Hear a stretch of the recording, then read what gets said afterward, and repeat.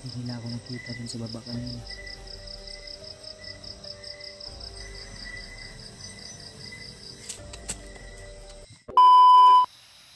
So yun, isang mapagpalang gabi sa inyo lahat mga tol. So patuloy pa rin tayo sa ating paglalakbay. At ngayon ay nandito pa rin tayo tol sa kabundukan. So pinilit natin kontakin ulit sila Dave at saka si Janry, pero out of coverage area po sila tol, hindi po natin sila makontak. Pero susubukan ko na maghanap ng ibang spot o location nang sa ganun tol ay makontak natin sila. So asahan nyo tol na hindi tayo susuko hanggang sa matigtas natin yung asawa ni Brad Janry, lalo na yung kaibigan natin na si Brad Pidot.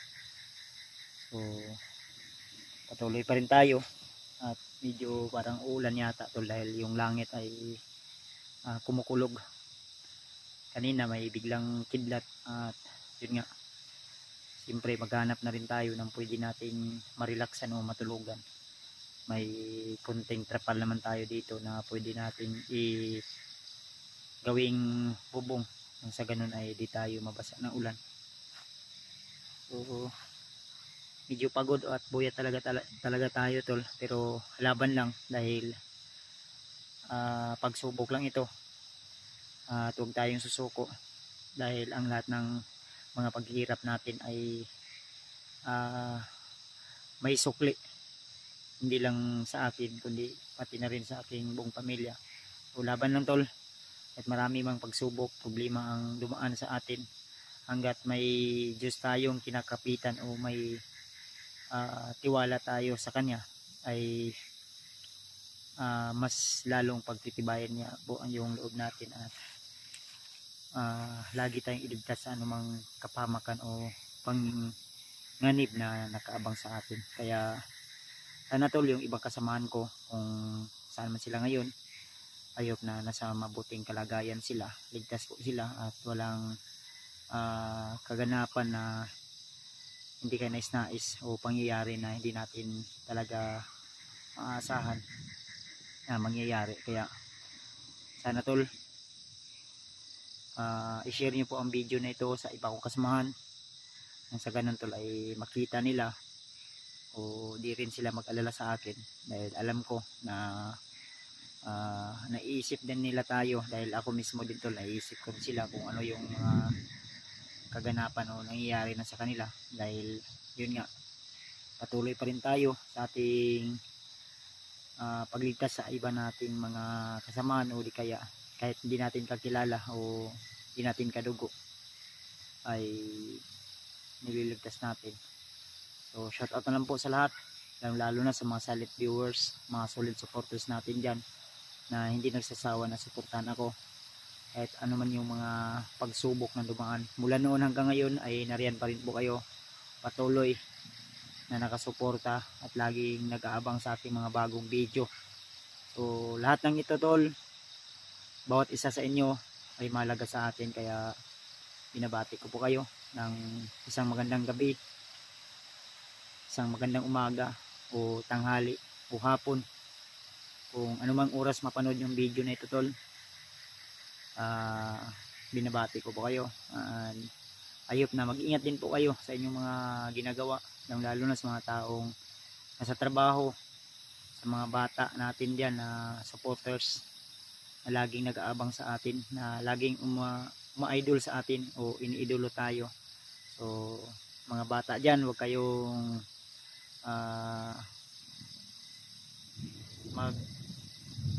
magpabadlong sa inyong ginikanan, o labi na huwag kayong pasaway sa inyong mga ama't ina. Kung ano po yung mga utos nila ay sundin nyo, dahil yun po ay para din sa inyo, para maging malaki kayo na maging masunurin. Dahil lalong lalo na ngayon tol, uso na ngayon yung gadget. Halos kung mapapansin mo, yung mga bata, hindi ka na makakita ng mga batang lalo na pag nasa ano ka na sa bayan, hindi ka na makakita ng mga batang naglalaro sa lansangan ngayon. na lalaro ng mga dati nating laro, dahil gadget na yung mas nakakaano ngayon, technology mas pinahigh-tech pa nila, no? Kaya kailangan nating masubaybayan yung mga anak natin, dahil kadalasan sa mga Facebook natin makikita natin yung lumalabas hindi na mga kanais-nais na mga larawan o di kaya video. Kaya yun, makikita din ng mga bata na sinusuwa, inaano na, ginagaya na kaya kailangan natin subaybayan yung mga anak natin at huwag nating hayaan na magiging maligaw sila sa landas na magiging kasamaan. At huwag natin, especially huwag natin i-spoil, dahil yung mga bata ngayon ay iba na talaga yung mga ugali. So yan po ay paalala lang po at advice ni Kuya Bads Adventure mga tol, para na rin maging okay. So tuloy tayo tol. So tumawag ako dun sa bahay, may konting problema, pero sige lang, laban lang. Parang may ano sa unahan, gumagalaw.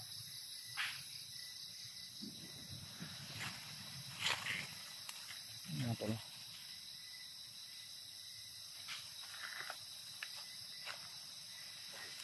Aban na tayo to.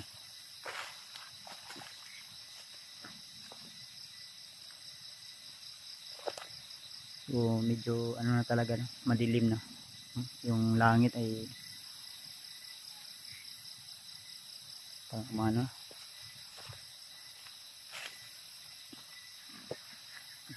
Ang may boses sa unahan tol. Ang dami. May boses sa unahan.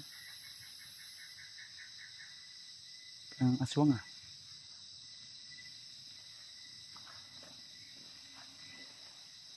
Inap ko muna yung ano tala, dahil may narinig akong boses ng tao.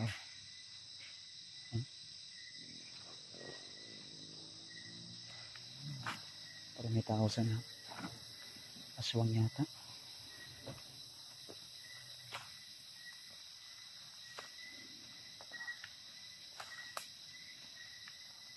Ayay ka.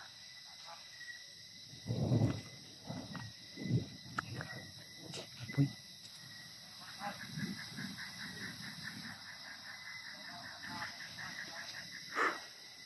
Kaya pala parang iba yung pakiramdam ko.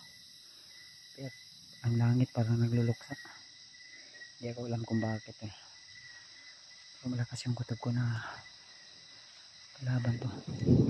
Buti na lang ay walang nakapansin sa akin noon. Doon sa pinistuhan ko kanina ay medyo masukal. Tao pala to dito.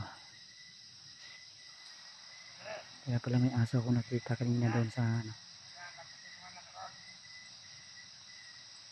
Ang damay. Bandido yata ito. Tabula.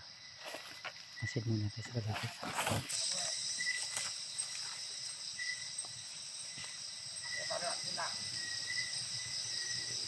Ayay ka. Dalawa to.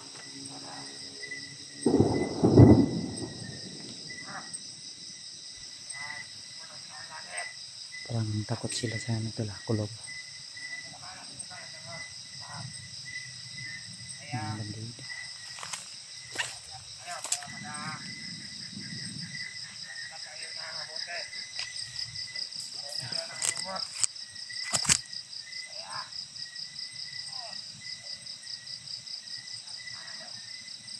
Dalawa lang yata to sila to.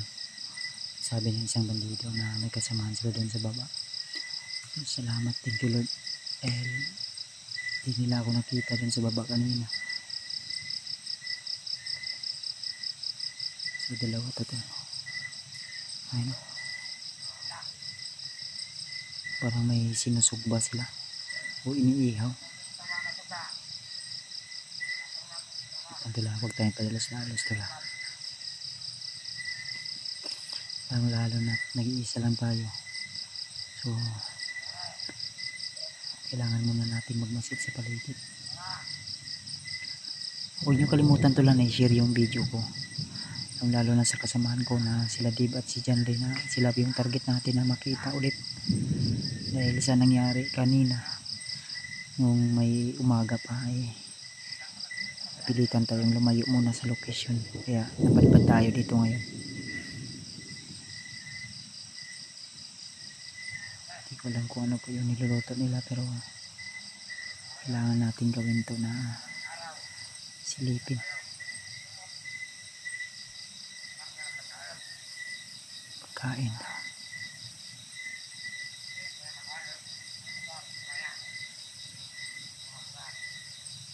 Ayan, dalawa. Papahinga lang sila dito saglit.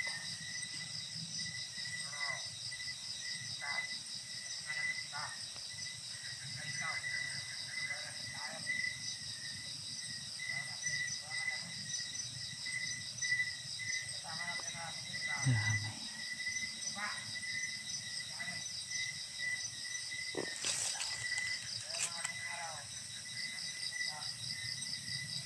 Magapangin ko to tol. Kailangan kong gapangin to. Dahil kung hindi natin to papaslang, baka tayo yung mapaslang o di kaya mapahamak.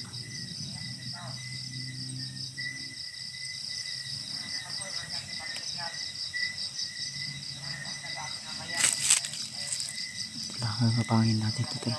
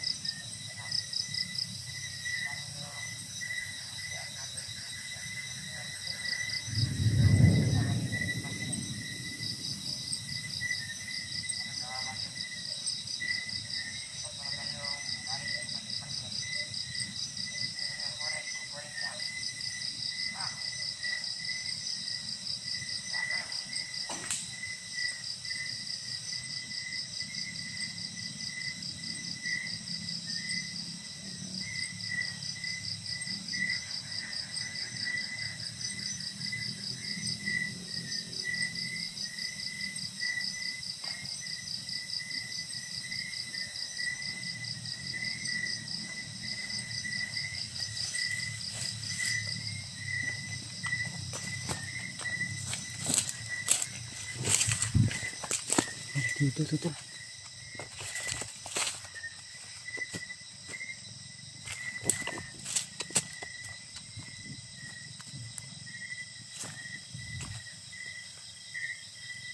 Gawa sila ng apoy. Saan ka na niya nilagay ng mga pagkain nila?